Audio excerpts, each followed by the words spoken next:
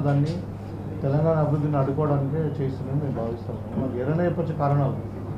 ఇవాళ ముఖ్యమంత్రి గారు 2047 ఒక అంబిషన్ ప్రాజెక్ట్ పెట్టుకొని 3 ట్రిలియన్ ఎకానమీ ఏదైతే అనుకుంటున్నామో దాన్ని సక్సెస్ చేయడానికి వాళ్ళ హైదరాబాద్కు పెట్టుబడులే కావచ్చు, వీళ్ళ తెలంగాణ విద్యార్థులు ఉన్నత స్థానంలో ఎడ్యుకేషన్ నిర్వహించుకోవడానికి అంతర్జాతీయ స్థాయి విద్యా సంస్థలు కావచ్చు, ఇవన్నీ కూడా మన రాష్ట్రానికి రాబట్టడానికి ముఖ్యమంత్రి గారి పర్యటన.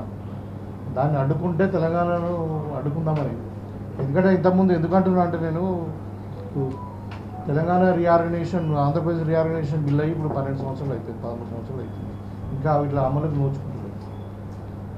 ముఖ్యమంత్రి గారు కలలు కన్నటువంటి అంటే ప్రాజెక్ట్స్ ఏదైతే ఉన్నాయి, ఇప్పుడు మూసీ రివర్ ఫ్రంట్ కానీ, అదేవిధంగా మెట్రో ఎక్స్టెన్షన్ కానివ్వండి, ఇంకా మన ఒక ఇరిగేషన్ ప్రాజెక్టు జాతీయ హోదా రావడం కానీ, అవుటర్ రింగ్ రోడ్డు సంబంధించిన ఇష్యూస్ కూడా ఇంకా అన్ని పెండింగ్లో ఉన్నాయి. అనుకున్న స్థాయిలో ముందుకు పోతలేదు.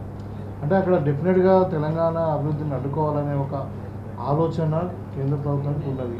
కాంగ్రెస్ పార్టీ ప్రభుత్వం ఇక్కడ ఉన్నది కాబట్టి మరి ఇక్కడ మంచి పేరు రావద్దు కాంగ్రెస్ పార్టీకి. తెలంగాణ అభివృద్ధి అయితే మరి మాకు ఇంకా భవిష్యత్తులో ఇబ్బందులు అవుతాయనే ఉద్దేశం రాజకీయ కోణంతోనే తెలంగాణ అభివృద్ధికి అడ్డుకోవడానికే బీజేపీ వాళ్ళకి కుట్ర పనిని మేము గట్టిగా భావిస్తున్నాం.